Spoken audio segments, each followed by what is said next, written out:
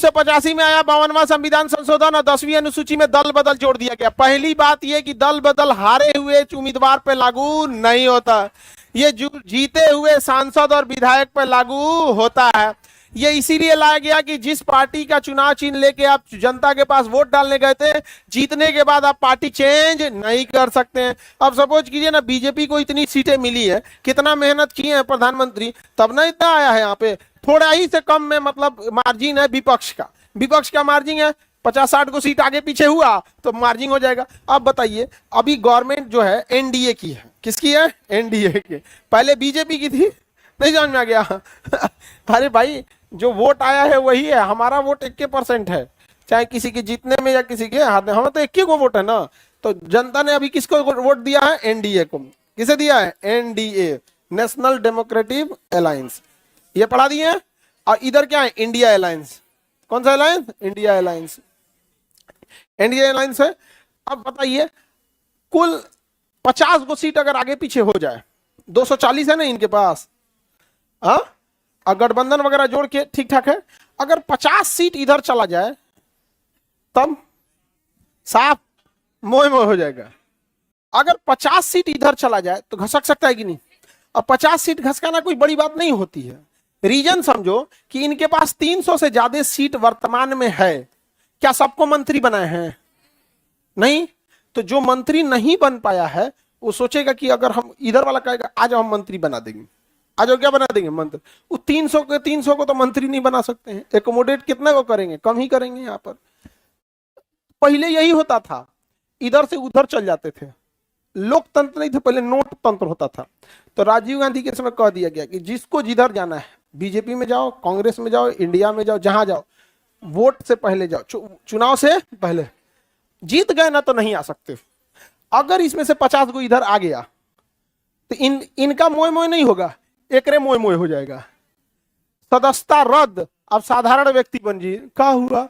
तनी सा पैसा के चक्कर में गए थे, मंत्री बनने गए थे, मंत्री संतरियों नहीं छोड़ा। समझ में आ गया? निर्वाचन आयोग क्या कर देगा? अयोग्य को। इसी को कहा है कि दल बदल नहीं। इस कानून का काम क्या है? दल बदल नहीं।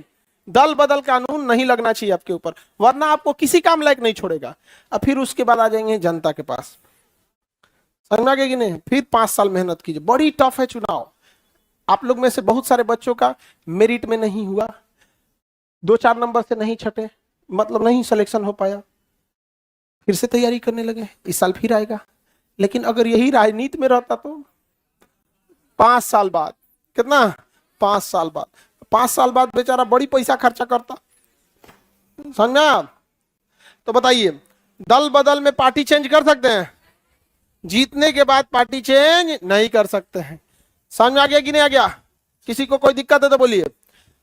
यही है क्या चीज? दल बदल कानून। क्या है? दल बदल कानून। दल बदल कानून लग जाएगा तो उसे हटा दिया जाएगा या नहीं? हटा दिया जाएगा। देखिए, दल बदल कानून के अध्यक्ष की सिफारिश पे अध्यक्ष अर्थात सभापति लगाते हैं। दल बदल कानून कौन लगाएगा? अध्यक्ष या सभापति। जैसे चेंज किए हैं ना, तो लोकसभा के अध्यक्ष के पास नोटिस जाएगा, ये पार्टी चेंज कर लिया, तो चुनाव आयोग को कह देंगे कि इसको क्या कर दीजिए? अयोग घोषित कर दीजिए, भगा दीजिए। राज्यसभा में रहेगा तो सभापति। तो दल बदल तो समझ में आ रहा है कि नहीं? जीतने के बाद आप पार्टी चेंज कर सकते हैं।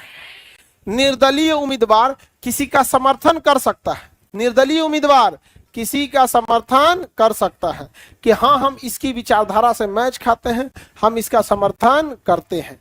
लेकिन निर्दलीय उम्मीदवार किसी पार्टी को ज्वाइन नहीं कर सकता है कि हम अब आपकी पार्टी के सदस्य हो गए। समर्थन करेगा लेकिन पार्टी ज्वाइन नहीं कर सकता। समझ आ गया कि नहीं आ गया? तो बताइए, क्या जीतने के बाद पार्टी चेंज कर सकते हैं? निर्दलीय उम्मीदवार पार्टी चेंज ज्वाइन कर सकता है? अब एक बात बताओ, सपोज करिए कि गवर्नमेंट किसकी है? एनडीए की। विपक्ष में कौन है? इंडिया। इनके पास 300 से प्लस है, वर्तमान में गठबंधन करके किसी भी विधेयक को पास करा सकते हैं जो साधारण बहुमत वाला है। अगर ये कहें लोग इसमें से 50 को पेट दर्द का बहाना बनाकर जइबे मत करो, को तो पेट गड़ रहा था, कुछ बहाना बोल दो, पैर मुचू गया था, वो कर रहे थे, तबीयत खराब हो गया था, नारा उखड़ गया था, कुछ बोले वहां पे, तो इसमें 50 को बैठा दे, कौन ऊ वाला, तो पास करा लेंगे। सबसे दिक्कत तो होगा बजटे अगर अटक गया तब, बजट अटक गया फाकेंगे कौन चीज, सबका कर्मचारी का सैलरी रुक जाएगा, सब कहेगा सर भगाओ इनको, ये कौन सरकार है सैलरी नहीं दे रही है, नहीं समझे। अब मान के चलिए अविश्वास प्रस्ताव ठोक दिया वो, तो इनको कितना दिखाना है, 273 दिखाना है ना, 272। अब बताइए अगर इसमें से 300 में 50 को बैठा दे तो कितना होगा, 250। क्या ये विश्वास प्रस्ताव पास कर पाएंगे, तो कह देगा कि हमारी पार्टी में मत आओ, छुट्टी मार दो, क्या करो छुट्टी मार दो। तो नियम है कि अगर कोनो बिना परमिशन, पार्टी अध्यक्ष से बिना परमिशन छुट्टी मारा, ओकरो पे क्या लग जाएगा, दल बदल। तो कहेगा भैया अपन पैसा रख ले रहो, छुट्टी मारला के चक्कर में ना हर परमानेंट छुट्टी मरवा देगा सब। तो अगर आपको छुट्टी मारना है तो किससे पूछिएगा, अध्यक्ष, उस पार्टी के अध्यक्ष। जैसे अगर अभी वर्तमान में किसी को बीजेपी से है, सत्र चल रहा है, क्या चल रहा है, सत्र चल रहा है, और उसमें छुट्टी लेना है तो किससे पूछेंगे, जेपी नड्डा बीजेपी के।